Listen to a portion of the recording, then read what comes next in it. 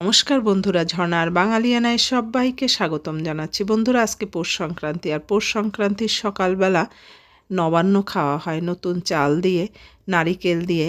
আজকে আপনাদের সাথে সেই নবান্ন শেয়ার করব। আসলে এই নবান্ন কী দিয়ে তৈরি করা হয়। বন্ধুরা, যে যেখানে বসে দেখছেন, রেসিপিটা ভালো লাগলে লাইক, শেয়ার, সাবস্ক্রাইব করতে ভুলবেন না। আমি এখানে চাল নিয়েছি 150 গ্রাম, ধুয়ে পরিষ্কার করে জল দিয়ে ভিজিয়ে রাখলাম।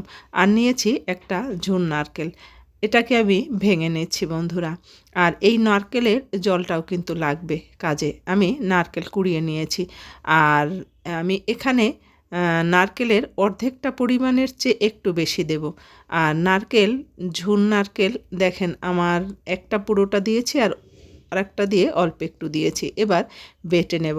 আর নবান্ন কিন্তু পাটায় বাটা ছাড়া কিন্তু নবান্ন হয় না বন্ধুরা। এটা মিক্সচারে দিলে সেই নবান্নের যে একটা স্বাদ, যে টেস্ট, সেইটাই কিন্তু খুঁজে পাওয়া যায় না। আমি নারকেল শুরুতে একটা বাটা দিয়ে নিচ্ছি। আর চালের সাথেও বাটবো। চালের সাথে বাটার আগে এভাবে যদি একটা পিষে নেওয়া হয় তাহলে বাটতে সুবিধা হয়। আর চালের সাথে বেটে নিতে গেলে প্লেন হয় কম, সেই জন্য একটা বাটা দিয়ে এবার চালের সাথে মিশিয়ে নিয়েছি। আমার ঘরের লোক সংখ্যা খুব কম, সেই জন্য আমি খুব কম তৈরি করছি। আর যাদের ঘরে বেশি লোক তারা বেশি তৈরি করতে পারেন। এবার সব মিশিয়ে চাল আর নারিকেল বাটা মিশিয়ে এবার আবার বাটবো। আর একেবারেই প্লেন করে বাটতে হবে যাতে মোটে দানা না থাকে। আর এই বাটাটা আমি বাটছি এই নারকেলের যে জলটা আছে সেই জলটা দিয়ে দিয়ে বাটছি। আর এই নবান্ন গুলতে হলে নারকেলের জল অথবা ডাবের জল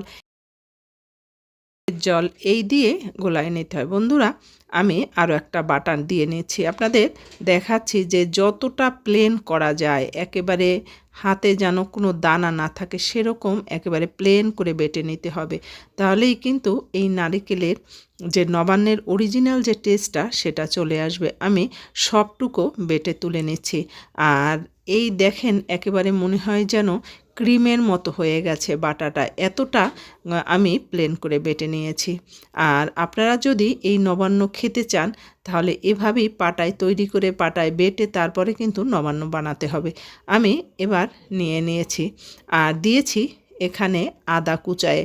আর আদাও কিন্তু আমি ভালো করে বেটে তার সাথে আরও একটা বাটা দিলাম। এবার খুব ভালো করে মাখায় নিচ্ছি আদার সাথে। আর এই ঝুন নারকেল দেওয়ার জন্য এর উপর ফুল ফুল ওঠে। আর যদি বেশি ফুল খেতে চান তাহলে কিন্তু এটা মাখাতে হবে বেশি সময় ধরে। আমি চিনি দিয়ে দিলাম। আর এই নবান্ন কিন্তু চিনি দিয়েই খেতে হয়, এ দিয়ে গুড় দিয়ে খেলে কিন্তু ভালো লাগে না। এবার আমি এই নারকেলের জল দিয়ে মাখায় নিচ্ছি। আর এভাবে করে আস্তে আস্তে করে মাখায় নিতে হয়। তবে যারা একটু লবণ খাবেন তারা লবণ দিতে পারেন, আমি লবণ দিলাম না। এবার ভালো করে মাখায় নিতে হবে। আর পাতলাই করতে হয়, একেবারে খুব একটা ঘন করলে কিন্তু ভালো লাগে না। আর এই শীতের দিন সেই জন্য নারকেলের তেলটা কিন্তু উপরে চলে আসে, ভেসে ওঠে। আর এই নারকেলের তেলটা খেতে কিন্তু দারুণ লাগে।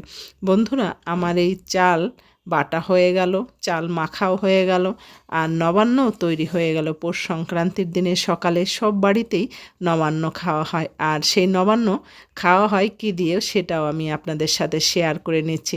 দেখেন, নিয়ে নিলাম এখানে 2 মুঠো মুড়ি, আর নিলাম 2 মুঠো খই। এই খই আর মুড়ি মিশায়ে এই নবান্ন খেতে হয়। বন্ধুরা, যে যেখানে বসে দেখলেন সবাইকে বলবো একবার হলেও বানায় খেয়ে দেখবেন। আর অবশ্যই শেয়ার করে দেবেন যাতে অন্য একজন দেখতে পারে। ধন্যবাদ সবাই।